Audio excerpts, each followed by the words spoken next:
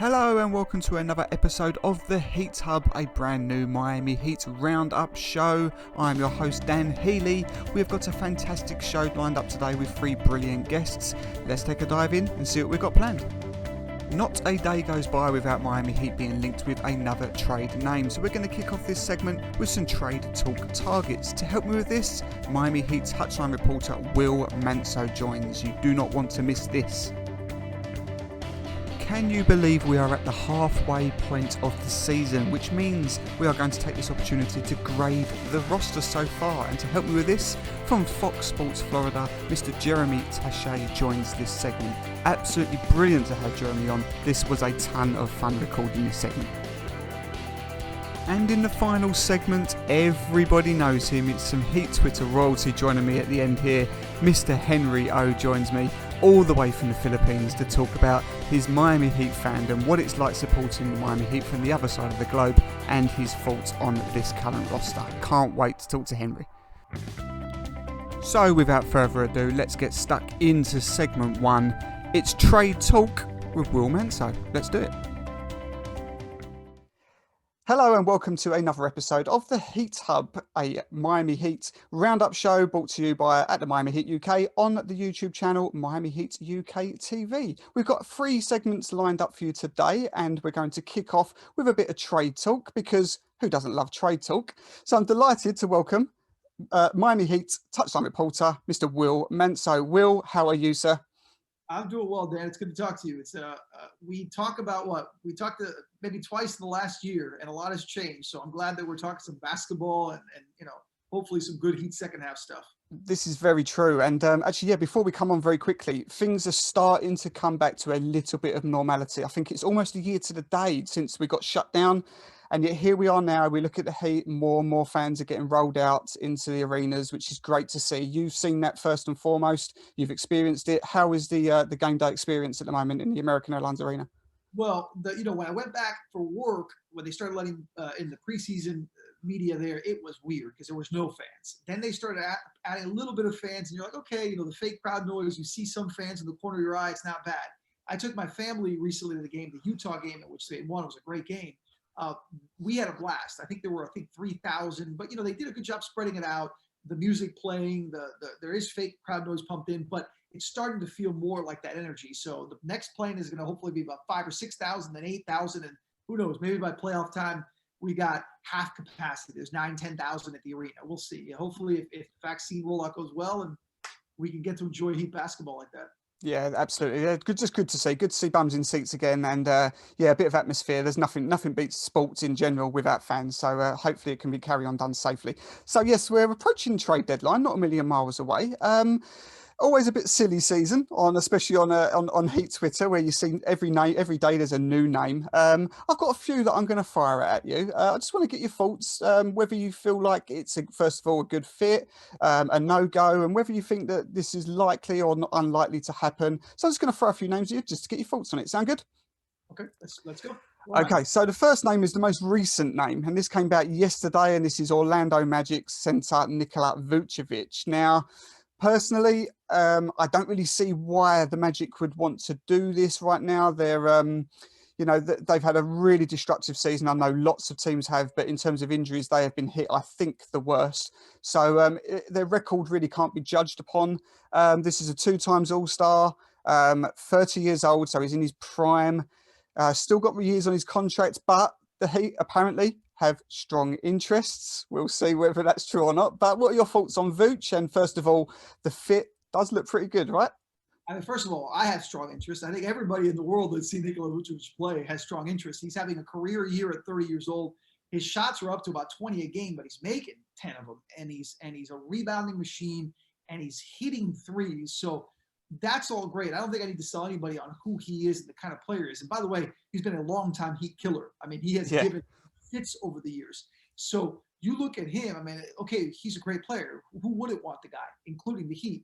The problem is what you said earlier, Dan. I just don't see why, for any reason, would the Orlando Magic look to move him. And if they did, it would have to be a hell of the amount of that comes back their way has to be players and picks. And do the Heat have that? Are they going to mortgage their future? He's got a couple years left on what ended up being a good deal, 40 or Yeah. $100 contract. It's actually for him as that's a good deal for a team. But I just don't see how it works with the Heat's assets, their lack of really availability of picks. If you're holding a ransom out for a player like Vucevic, I don't see the Heat having the players to do it, nor the desire to get rid of all their assets to try to make a move right now. I mean, we saw the James Harden deal fall through. Nothing really happened the Heat's way. You're talking about an elite player in league history in James Harden as far as a scorer, and that didn't even come close to working out. So I don't see how the Heat could maneuver a package that'll make Orlando happy, that the Heat mind giving up, that would bring him here. But I would love to have him. That's what goes without saying. Yeah, definitely. I mean, arguably the fit is perfect, so you would totally take that. But yeah, I agree with you. I don't think it's going to be anything dissimilar. Even if Orlando was to entertain the discussions, they're going to want the same as what was rumored to be in the same sort of package as what was rumored to be with Harden. Yeah, there was reports. I think as we tape today, there have been reports that the Magic have leaked out that they're not interested in trading him, but it would take a huge Yeah, amount to get him. So I just don't see it happening no. in general, not just with the Heat, but in general. Yeah, exactly. I just don't see how that would happen. Although the idea of Tyler Hero and Markel Fultz and Jonathan Isaac, that's a pretty good young team. I mean, that's a good young core. But on your All Star, you'd want a lot more than what probably the Heat could offer. Yeah, who's again, you're not paying him that much. He makes a good. I mean, he's like I said, he had that 4-year, $100 million contract. He's making good money, but that's certainly a deal for the Magic with the production he gives. Yeah, totally. Yeah, so that's a no-goer, we think, on that one. So another name that, again, we haven't really seen leaks for or anything really in a written piece, but it's something that a lot of Heat Twitter have got behind, mainly from our guys over at Miami Heat Beat, and this is Harrison Barnes. Again, 28 years old, 16.7 points per game, 6 rebounds a game, 3.5 assists. Again, the fit looks good. He's a two-way player, something Miami Heat don't have a lot of. First of all, again, like the player, and any reason that we could get our hopes up for this one? Well, I love the player and I love the fit, and I think it's someone that you could find a way to trade for. The problem is I don't love the contract. And if you're taking on Harrison Barnes, he's got a couple years left on his deal. You're committed to paying him those 20 million or whatever he's got, 18, 20 million, whatever it is that he's got coming his way. I'm sorry that I don't know the exact number right now, but it's a lot of money. Yeah. And you would commit to it. So with the Heat's plan, I know that the whole Giannis plan sort of fell through for all teams that had dreamed of getting Giannis. He ends up staying in Milwaukee. What happens with Anthony Davis and his future? The big guns that are out there, Harden obviously going to Brooklyn, are limiting as far as the potential for the Heat and other teams to get superstar players. That said, Dan, you still want to keep your money available and your space available so that when that star, maybe a Bradley Beal or whoever it may be, eventually comes available, that you can jump into that sweepstakes. And I wonder with Barnes if the Heat had the inclination to work into that cap room into future years. Ideally, Barnes would be a guy who's an expiring contract, and then that would be more appealing. But the player I love, I don't know if the Heat see him as the missing piece to a championship enough to commit to cap space the next couple of years and make that move. Aside, by the way, the assets it would take to get him, which is you got to give him something to get a player of his caliber. Well, that was going to be my next point, and that is a really good point, that you don't want to surrender your flexibility for Harrison Barnes, perhaps. But yeah, let's just entertain it. If it was going to happen, obviously the money, yes, you're right, 20 million this year, it then drops down to 18 million in his final year. So we're going to need money there, and they're going to want an asset. So what would that trade look like? And that's the thing. When you start concocting pieces, everybody, you mentioned Heat Beat and Heat Twitter. We love doing the trade machine, right? And put it in this name and plug it in that and see how it works out. I think it's not a secret, though, when it comes to the Heat. We don't have to be Andy Ellisberger in the Heat front office to know the Heat only have a few assets. They have their assets, and one of them is obviously Tyler Hero. Like one of them is Duncan Robinson. I think an emerging asset, which all of a sudden not just seems like an asset, but seems like a guy you have to keep the way he's playing, is Kendrick Nunn. You have expiring deals as well. You've got guys like KO and Myers Leonard, guys that you could package into deals or whatever it may be. In KO's case, is a player that maybe you have to move around. Andre Iguodala. Again, you have pieces that you can move around, but when it comes to true assets for the Heat, young players, is Precious or KZ enough to really finalize a big deal like that if you attach it with a Tyler Hero? I don't know. I don't know what the market's going to be like with teams, because the one thing that's crazy about this year is that there are a lot of teams in this mix. The Heat are 17-17 at the All-Star break, or 18-18, whatever they're 500 at the All-Star break. and they feel they got a good as chance as anyone in the East to come out of the conference. And you've got to think teams like Indiana, teams like, obviously Milwaukee and the upper two teams, but the middle level teams feel the same way. And a Toronto, what are they thinking? Are they going to be sellers? Are they going to move with Kyle Lowry? Or are they going to say, hey, we're at 500 in the All-Star break. Maybe we make a push in the second half. I just don't know what it'll take, Dan, as far as assets. But when you talk about the Heat assets, it's Tyler Hero, it's Duncan Robinson, it's Kendrick Nunn, it's Precious Achiuwa, it's KZ Okpala, and then whatever guys that they could throw in there as to match money as expiring deals to make it work. Yeah, again, the fit I like. I think that he's a player that can offer something at both ends for us, but I don't see that it's a goer really at all. I don't think it's something we're going to want to surrender that flexibility for, and we're not really going to want to give up an asset. I don't think we'd want to give up a Hero, etc. for Barnes. I just don't think that would be in the Heat's plan. So again, for that one, doesn't really seem like a feasibility. I've got two more for you that I'm going to fire at you. These may be less glamorous, but maybe more realistic. Spurs, San Antonio Spurs, Rudy Gay. Rudy Gay is a guy I like a lot. And Rudy Gay is a guy that comes with the expiring contract with the ability to get him and probably not have to give up a lot of assets. And he's gotten older. The thing, Dan, you've been a longtime Heat fan and you followed this team a long time. Rudy Gay has been rumored with the Heat, I think, since my hair was totally black and didn't have it gray. I mean, that's how long I have heard the connection of Rudy Gay to the Heat. It seems like a decade. I'm probably exaggerating. But it's every year his name comes up. And there is truth to the fact that Miami Heat like Rudy Gay. They do. Mm-hmm. They have always valued his ability. And I still think that even in his mid-30s, he has that ability. That's a name that interests me. I think when you're thinking potential Heat picture, that's a guy that falls into the Jay Crowder, Andre Iguodala mold of player, a veteran who maybe isn't at his peak, but can still help a team in big moments in the postseason. And, oh, by the way, you don't have to give up a ton of assets to get. He definitely, to me, falls in range as to someone that he would have interest in. Yeah, again, I completely agree. And he seems to have that Heat culture sort of stamped on him, just like Jay Crowder did, who fell in love with him for that reason. So I think that's a real possibility. Again, what if it was to happen? You're right, it's an expiring contract, 14 million expiring contract. What would need to go the other way? Would it just be as simple as an Iguodala or a Kelly Olynyk? And would we want to do that? Or do we want to try and keep these guys? Because they've had big minutes on their legs already this season.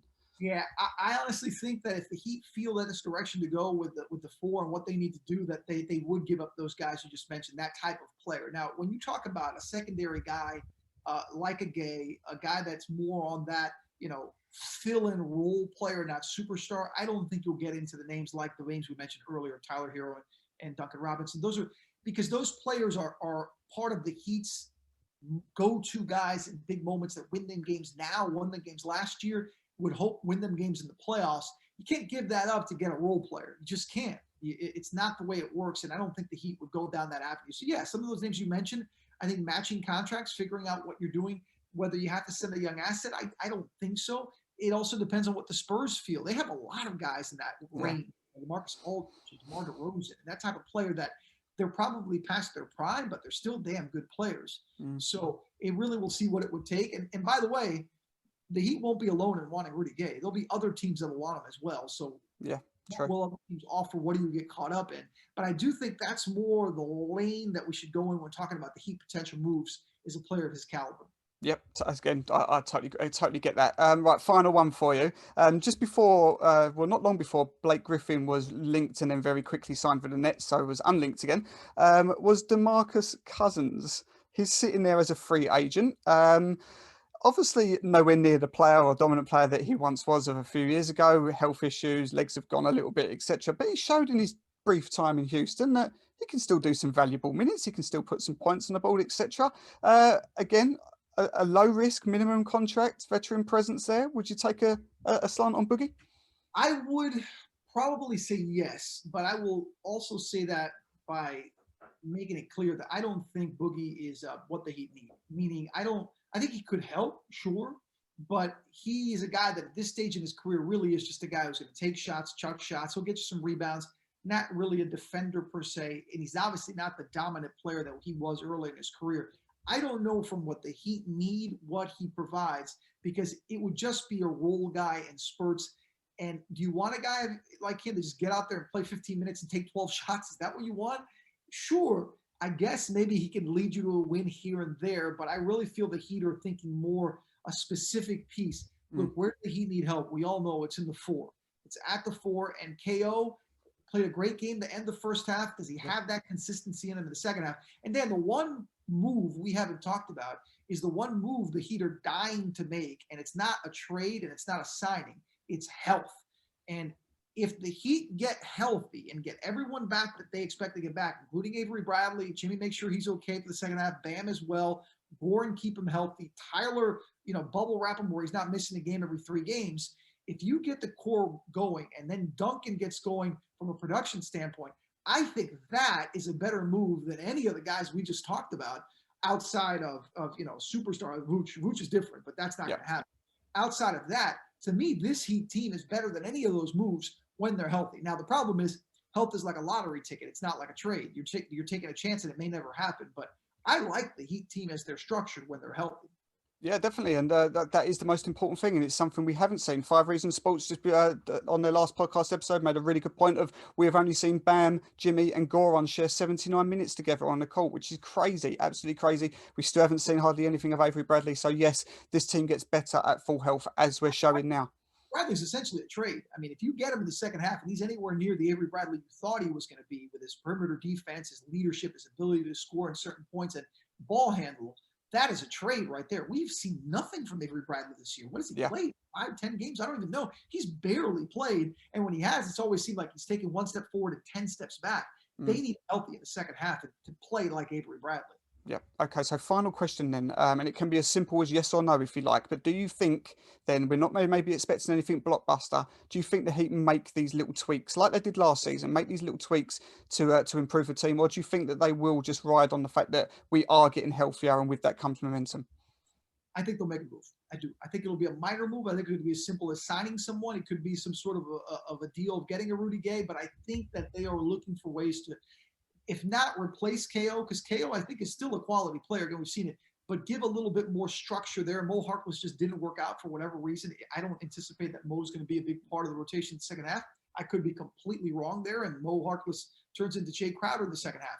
But I don't foresee that being the case. I think the Heat, to answer your question, yeah, I think they make a move. I think it's a minor move, but I think it's something that when maybe you look at playoff time like we did last year with Jay and Iggy, say, damn, that was an important move. It may not have seemed sexy at the time, but it was a damn good move that helped the Heat in their playoff run. Brilliant, Will. As always, it's great to talk to you. Great to get your insight. If anyone over this side of the pond, especially if no one's following you, where can they do so? What's that? Follow me on Twitter? Yes. Yes. Just follow me. At Will Manso is my personal one where we talk Heat all the time. And then at Will Manso WPLG. That's my work one where I post a lot of videos and stories that we do over at Channel 10. So either or is fine by me. And by the way, my kids got me on TikTok. Follow me on TikTok. There you go. I can't promise I'll be TikToking, but follow me there. Are you doing the dances? One dance and maybe a little Heat news now and then. Awesome. Will, great to talk to you. Thanks for giving up your time. We'll chat again maybe during the second half of the season, but always good to talk to you. Thanks, Dan. Same here. See you soon.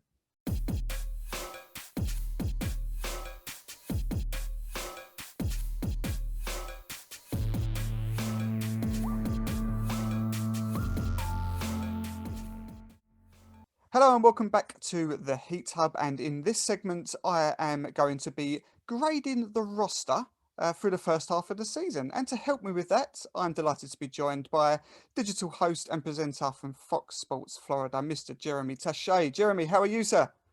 I'm great. Thank you so much for having me on, man. This is an honor. I appreciate it. No problem. No, I'm delighted to have you on. First of all, did I pronounce the surname correctly? Sorry. Yeah, Tache, you nailed it.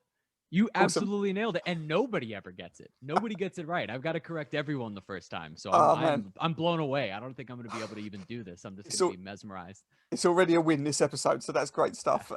First of all, before we come on to it, how are you enjoying your new role with Fox Sports? Because for me, I'm a big fan of your work, especially Breakfast at Jeremy's. That's a go-to thing for me. So how are you enjoying this new role? Well, first of all, thank you so much for the compliment. It has been such a joy. Like I signed with Fox Sports Florida back. I think I started with them just in January. It's like crazy to say that, but I started with them in December or January at some point in there. And time is but a number these days, right? Like what's time? Exactly. But started with them a couple months ago, and yeah, pitched the idea for Breakfast at Jeremy's about a month into working, and have gotten just such an incredible amount of support from the people within the Fox Sports Florida organization, whether that be producers or marketing or everybody, and everybody's just so kind.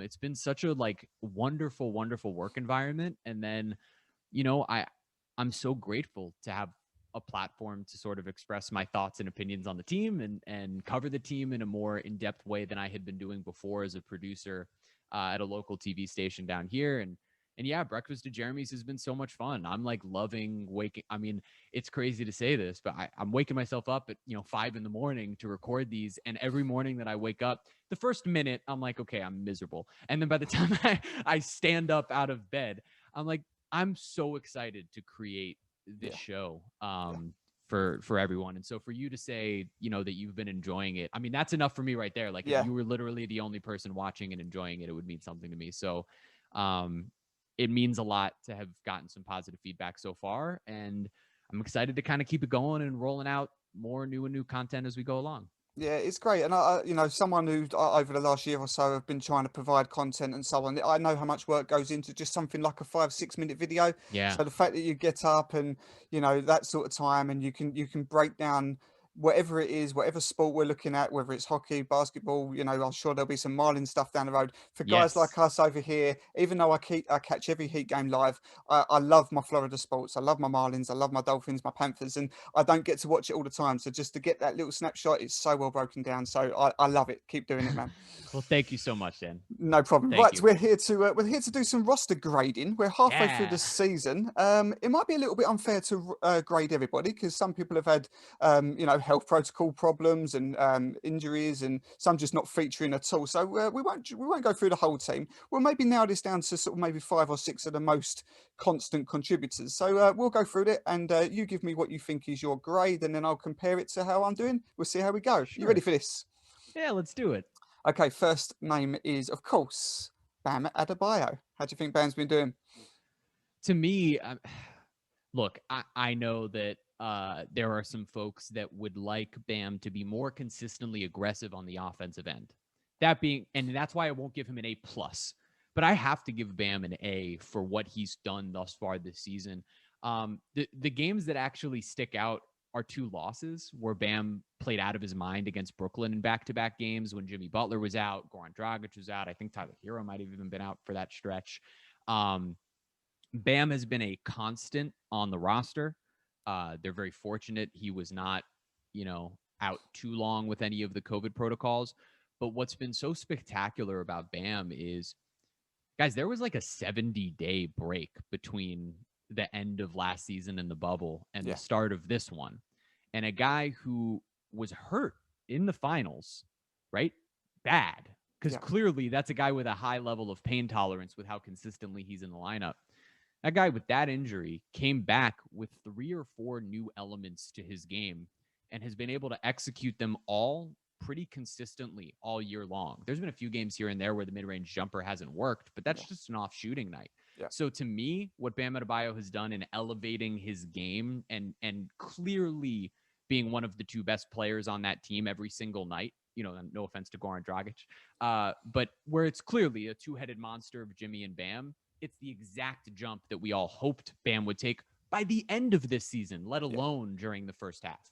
So I think that's completely fair. I'm very similar. I've just gone for A-, so I've only slightly lower.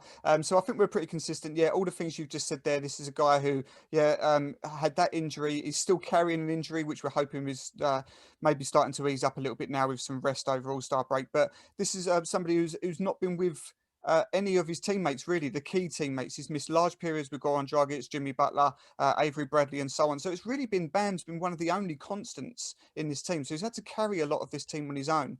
The mid-range jumper has been fantastic. We've seen a slight fall away. The only reason I mark him down ever so slightly is the same reasons as you, is the aggression.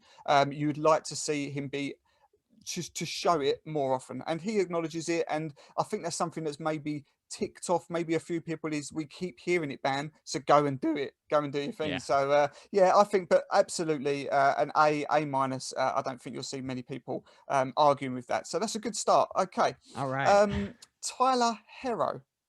Mm. Tyler's a complicated one. I've said this before. I think you have to actually grade Tyler off of being a 20-year-old second-year player, right? Not off of what Tyler Hero could have been in trade talks. Yeah. And I think that people often distort those two things. I think if you're actually grading Tyler Hero's play this season, I will take I will not take COVID out of, or sorry, I will not take his stretch that he missed with injury out of the equation. Obviously, his stretch was injury, and then there have been other guys that have missed with COVID. And I guess he missed a game due to COVID protocols. But I would give Tyler a B. The reason I give Tyler a B is he hasn't consistently been absolutely like the third dude on this team after Bam and Jimmy. I think there are some folks that would hope that in a year where now he is a year more mature, he went through this playoff run, that he would take some of those steps in his game to gain consistency. And what I mean by that is there are some games where Tyler Hero is one of the most efficient players in the NBA, where he's so dynamic off the dribble, where he's a playmaker, setting up his teammates. And then there are other games where Tyler is just flat out sloppy offensively. And as a defensive player, he's always going to be middle of the road to below average, at least at this point in his career, until he puts on some more weight. And it maybe grows a little bit. He is still a kid, which is, it's crazy to think, but he's a child. He's 20. I didn't realize that as a 20-year-old, how these kids were kids. And now I'm 25 and I'm like, oh yeah, they're children. And so, I look at Tyler and I give him a B mostly because of that sort of volatility, right? Now, second half of the year, if he's in the lineup, he's not hurt, he's not having to randomly miss games. Something that was such a frustrating point of the first half, and I know this is a bit of rambling, but in the first half, Tyler had 2 or 3 of his very best games of the season and then got hurt. And he clearly has not quite gotten back into the form that he was in right before that injury. I'm hoping that having these last 9 days off, having a little bit of time to breathe, having a bit of time to sort of reset mentally will put him in the space where he will perform like he did in those 3, 4, 5 games where it was against Philadelphia earlier in the season. Yeah, again, I'm aligned with you. I've gone with B as well. So yeah, we're on, and again, I think that we all see what Tyler can do. We saw it in the finals. A 37-point game, I believe, in the finals last year. We've seen the starting experiment didn't really work. I'm not sure that's off the table forever, but I think we've seen that it was maybe in his head a little bit. We saw a lot of sloppy play, a lot of turnovers and so on. So I think that since he's gone back to a bench role, being that 6th man off the bench, we've seen him flourish again, and we've had some very good nights. But it's really the consistency is the key. And you'd like to think again, he's had his issues again with health protocols. He also had that injury just before All-Star break with the hip, I believe. So yeah, we'd like to see with players getting healthy again and Tyler being a part of that rotation, we'll see him flourish a bit more. But I think B is about right. I think that's fair. Okay, we're doing well. We're doing well. Right. One player that really does split the fan base is Kelly Olynyk. And I've sort of always said, look, it's difficult with Kelly because you either get a very good Kelly or a not very good Kelly. And he's been sort of, he's been like thrusted into this starting role, which I don't think was ever part of the plan, but there he is. And he's held it down. He's saying he's the best of a bad bunch is maybe harsh, but he's been doing a decent job there. It's a difficult one to grade this. What are your thoughts on Kelly? Man, he's the most difficult player to grade because you have to have certain expectations for what he is and what he's capable of. And I think the thing that constantly frustrates fans is that sometimes fans, not necessarily analysts, but fans in particular, see Kelly as someone who thinks that he's better than he is. They see him take some of these heat check threes and some of these, that he's encouraged to take, right? These are part of what the Heat encourage him to do. But when there are nights where it's 5 in a row go in, and then there are other nights where there's 3 bricks, an air ball, and one that's nothing but net, it drives fans up a wall. I think giving Kelly a C plus or a B minus is probably fair, just in terms of, look, has he stepped into that role and run away with it? No. But did the Heat expect Mo Harkless to not play at all at the power forward position this season? This is it. No, right? Mm. Like, he would have been playing minutes. Like, I know we've all sort of forgotten about Mo Harkless. There was a reason that guy was their starting power forward day one, right? Like, he was supposed to be a big part of things, specifically defensively. And that's where Kelly lacks. That also frustrates. He plays hard on the defensive end. He draws charges. I would never, ever question Kelly Olynyk's effort in a given game. And that's why I would never go below, a C plus or a B minus sort of thing. But he's been very inconsistent on the offensive end. It's similar. It's the same reasons I sort of knocked down Tyler a bit. It's about gaining that level of consistency. And the difference with Tyler and Kelly is we've watched 10 years of Kelly Olynyk's career. We know that he is a pretty inconsistent player on the offensive end in terms of shooting percentage. And so with Tyler, you're hoping to see that improve. With Kelly, you just sort of have to accept that's who he is. And hopefully in the second half of the year, whether it's gaining back Mo Harkless in a bit more of a role and he gains his health, or it's adding another big body to the front court, this team really rolls with Kelly. Like, Kelly and Goran Dragic are the two guys that when they play well, this team wins, period.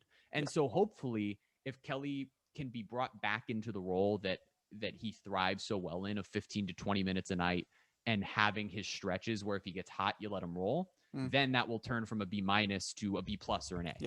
That's that end bit there was perfectly done, because this wasn't really the plan. He was supposed to be a sort of a 20-minute a night player, and he's having to hold down a lot more of that because of the injuries, and because of Mo Harkless was designed to be in that role. His mixture of injuries and bad form has seen Kelly have to step in. KZ Okpala has been tried there, that didn't really work. Hasn't worked out so far. Iguodala is obviously is trusted there, but not as you can't start him. You can't sort of play those sort of minutes with Iggy.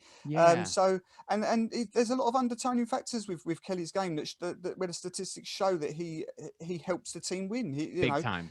So it's not always about the box score. We know that he can shoot. We know that he also has rough nights. But it's really difficult for me to bag on Kelly Olynyk. There really is a real difference between a good night and a bad night, and we don't see much in between. But Kelly Olynyk is a useful NBA role player. So absolutely agree with you there. And if anything, like Kelly Olynyk provides something for the Miami Heat. He is a good player that helps this team win.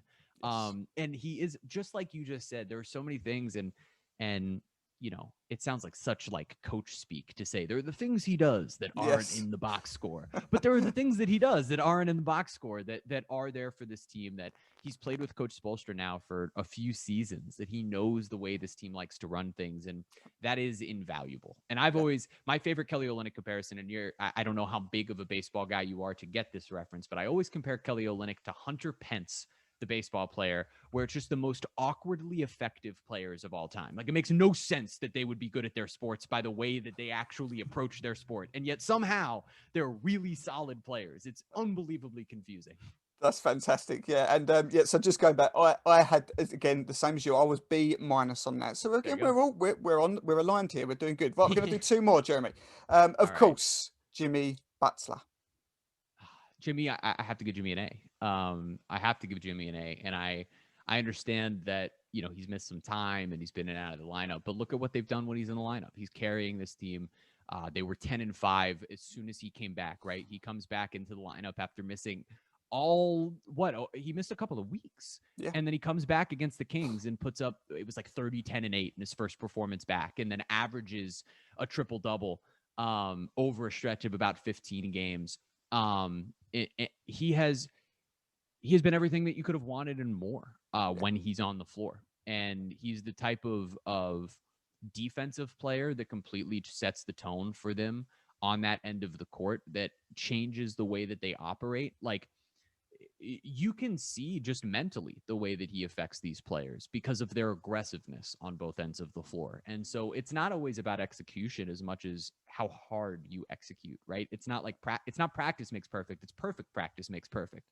And so it's not effort leads to turnovers. It's perfect effort leads to turnovers. Yeah. And so Jimmy has been so strong on both ends of the floor that I don't see how you can give him anything other than an A, unless you were knocking things down for, the fluke pandemic keeping him off the floor. Like, in what world could you do that? Yeah, that would be crazy. And Yeah. I have very little to add to that, because I think that again, very well summarized. I've actually gone A plus, because I just Yeah. think that Give him he's the plus. yeah. Give him the plus. Exactly. So you think that, the fact that he came rolling off of his sick bed to put up those sort of numbers, as you It's just said insane. there, is almost averaging a triple double since his return.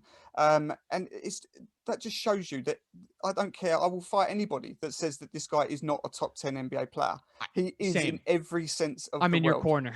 So yeah, great to have you in my Bring on corner. all challengers. Exactly. So yeah, I think that it is so understated how important he is, because it's not just what he brings to each game. It's everybody else. When he is on the court, he lifts everybody else's game. You and I, Having Jimmy Butler on your team, you want to win. You want to fight for him. So it's everything that comes with a package with Jimmy.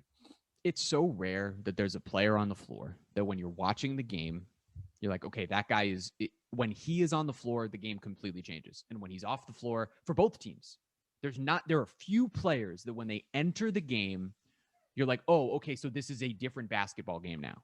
The only guy I've ever watched for the Miami Heat do that is LeBron James. Like, Dwayne Wade did that in some stretches, but with Dwayne Wade, what I will even say there, because Dwayne wasn't as versatile as LeBron or Jimmy defensively, just in terms of his height, right? So Dwayne, you could bring him in, he'd go shut down, Kobe or, God rest his soul, but, Kobe or DeMar DeRozan or whoever it was going to be at the 2 guard position, or even maybe a point guard. But when LeBron used to come back in games for the Heat, it was okay. The entire defense just got better, and he's going to control the ball. He's going to be the point guard. He's going to distribute.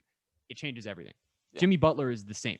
Like, what Jimmy Butler has done, it's mesmerizing. I had no idea when Jimmy Butler arrived in Miami that I would even come close to making these types of comparisons.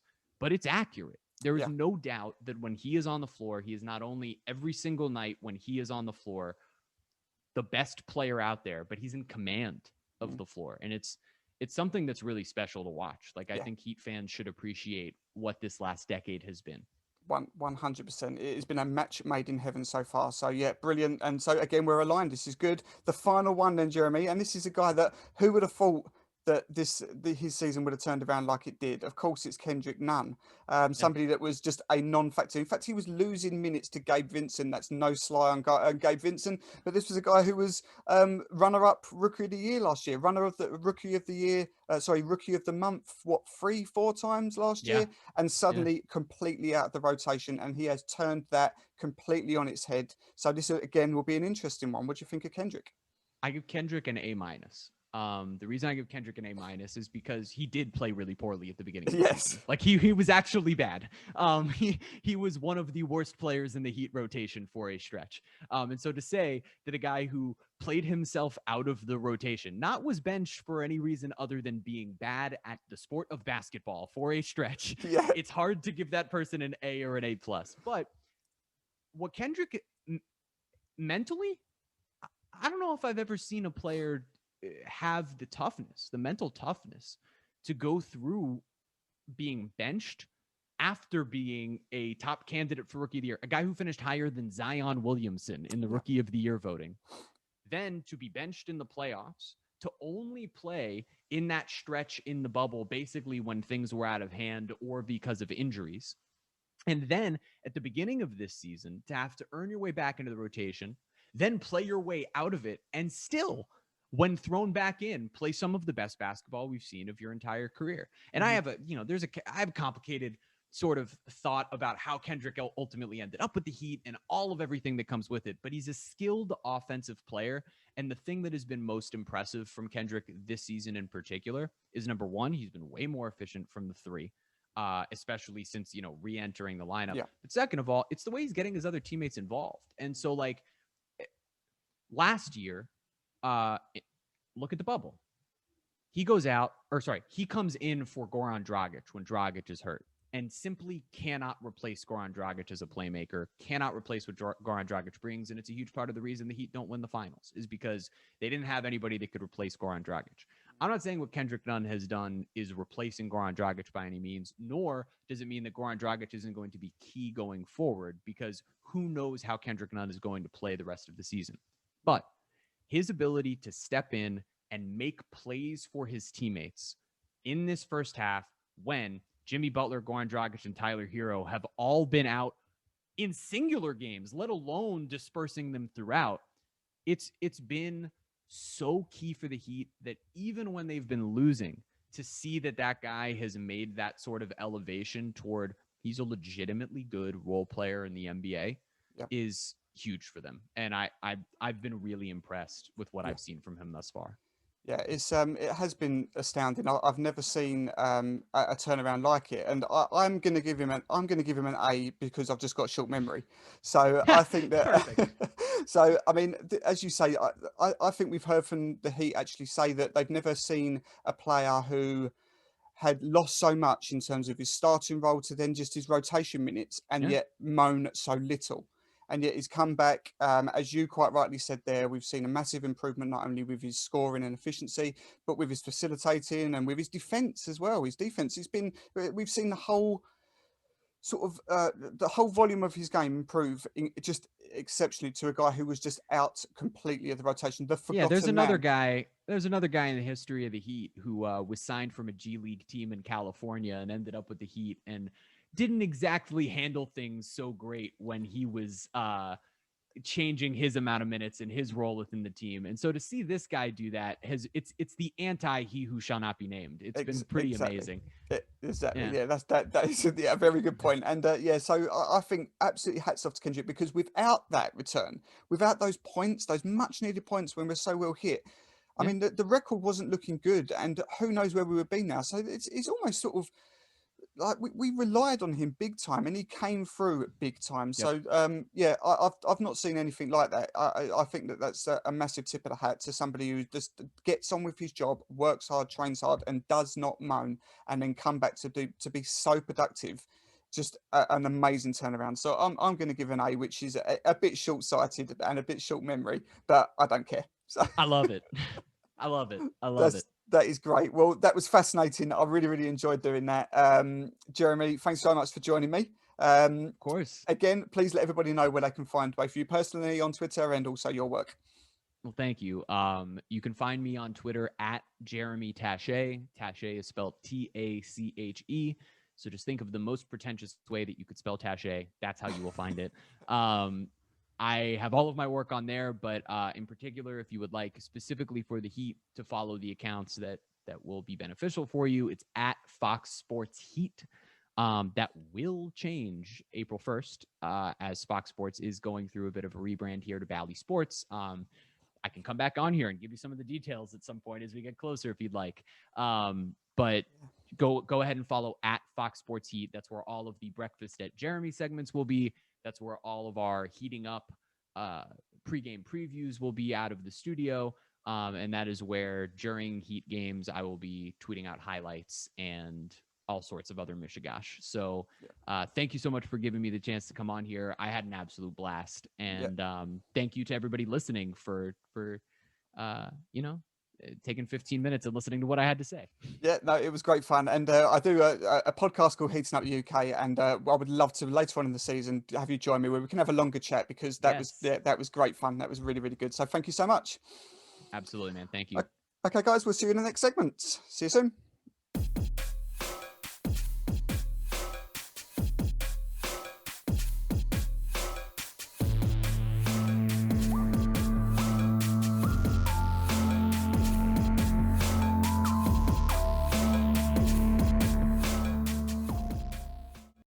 Okay, welcome back to the Heat Hub, and for the final segment today, I'm talking to a piece of Heat Twitter royalty here, no doubt about that. We've got with me today Henry Ian O, all the way over from the Philippines. Great to talk to you. How are you doing, Henry?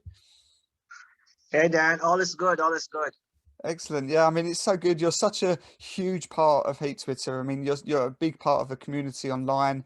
Everybody, doesn't matter who it is, anything that needs that any sort of content goes up, you're involved in, you're retweeting, you're commenting on, you're listening to, you're interacting with us. So it's great to actually talk to you one on one, and just want to find out a bit more about your fandom and how this all started and what it's like watching the Miami Heat from the other side of the world. So let's start right there. So how long have you got into how long ago did you get into basketball, and why the Miami Heat?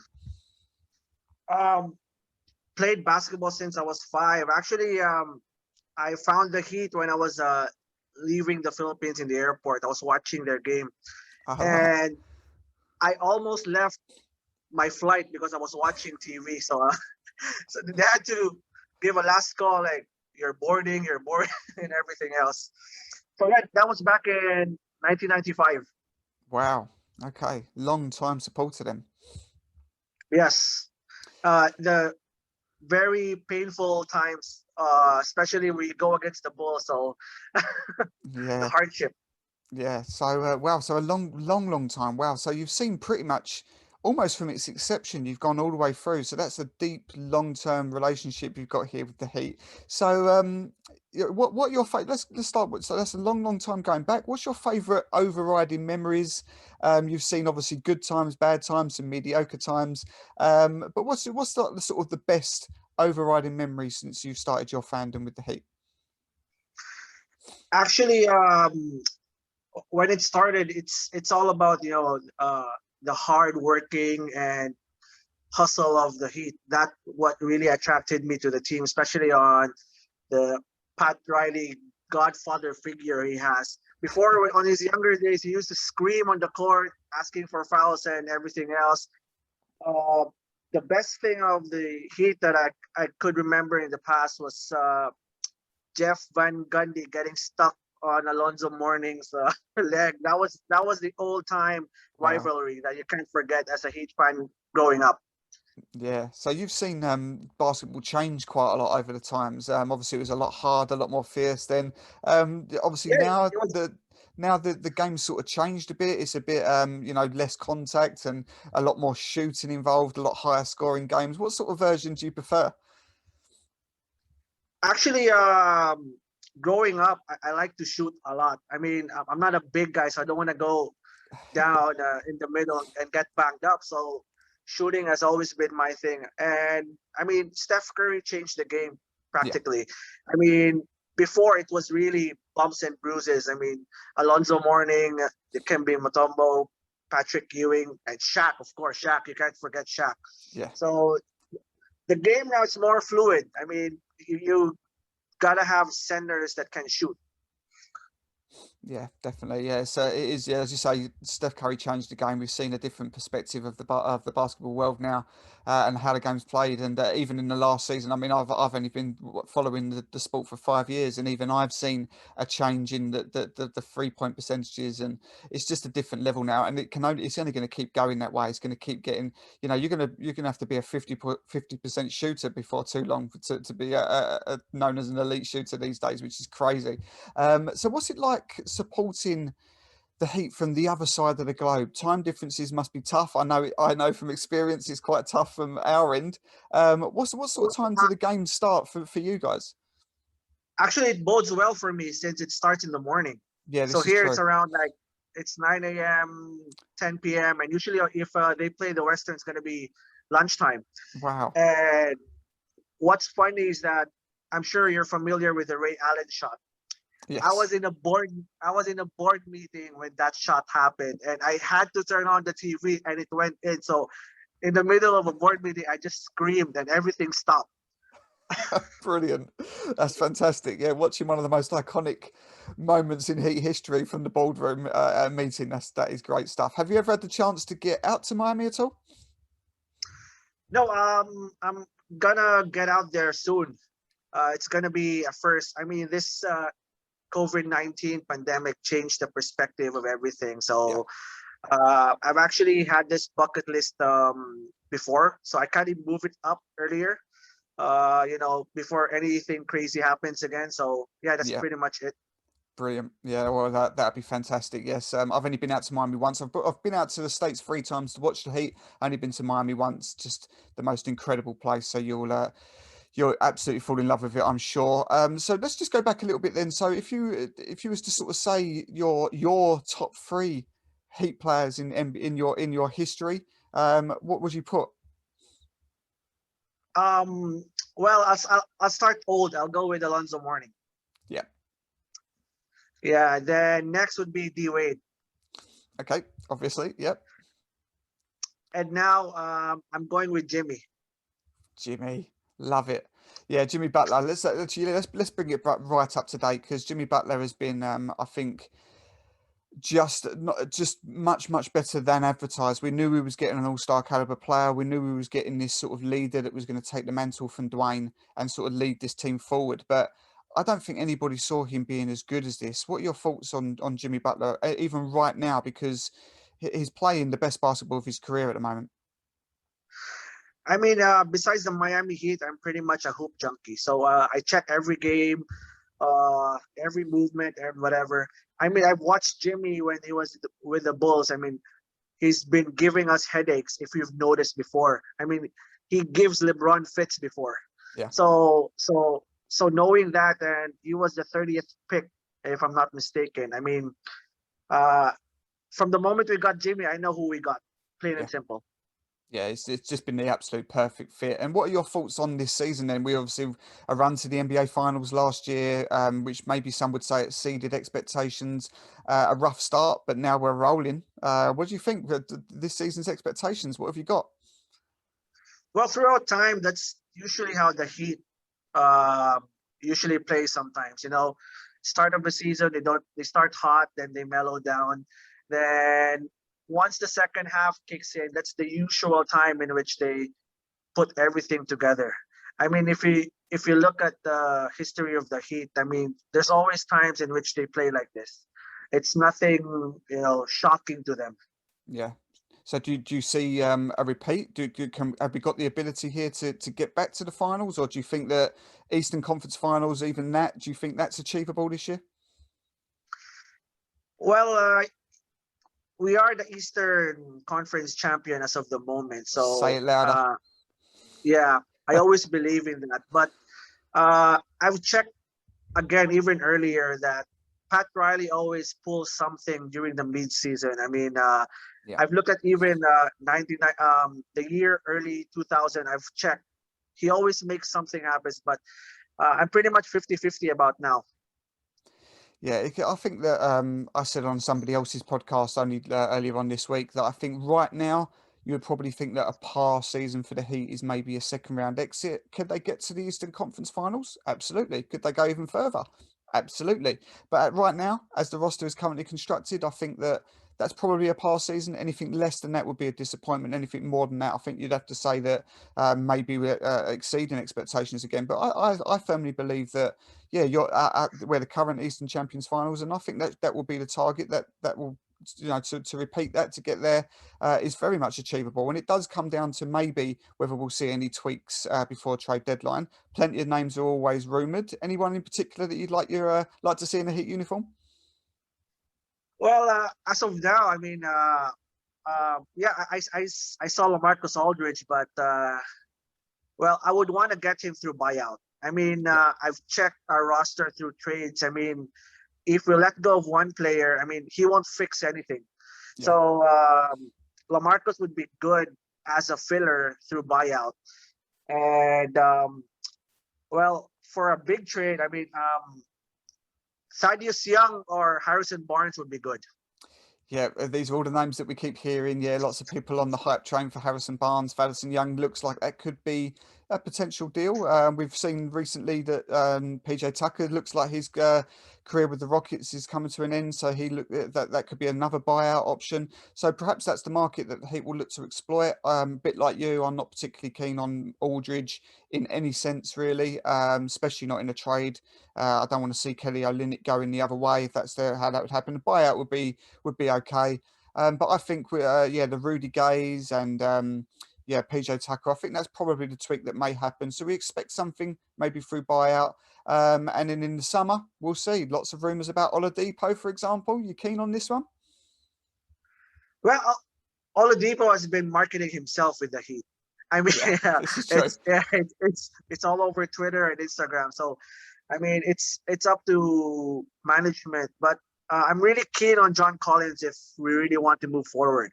I mean, he's a disgruntled player with the Hawks, and he's from Florida. So, Yeah. I mean, what more can you ask? Yeah, and again, a young player. I think that fit next to Bam would, that's us sorted for the next 6, 7, 8 years. So yeah, that would be great. I think I don't think you'd see anybody moaning about John Collins. That'd be fantastic. Okay, Henry, final question then. As I said, you've been a fan. Wow, 25, 26 years from this team. So you've seen it all really. One overriding favorite memory ever from the Miami Heat. 2006, man. That brought me to tears. I mean, that was our first championship Yeah, for the Heat. I mean, as a fan from from the Zoe days and everything else, heartbreak after heartbreak. So I mean, that was really it. I mean, that was the start of the Miami Heat that we are right now. yeah, absolutely. Yeah, fantastic. Obviously, way before my time, but of course, seen all the film. Just incredible memories. So, yeah, that's a fantastic choice. It's great to talk to you, Henry. We obviously have interacted for the last couple of years. You're a big supporter of everything that I do for my account.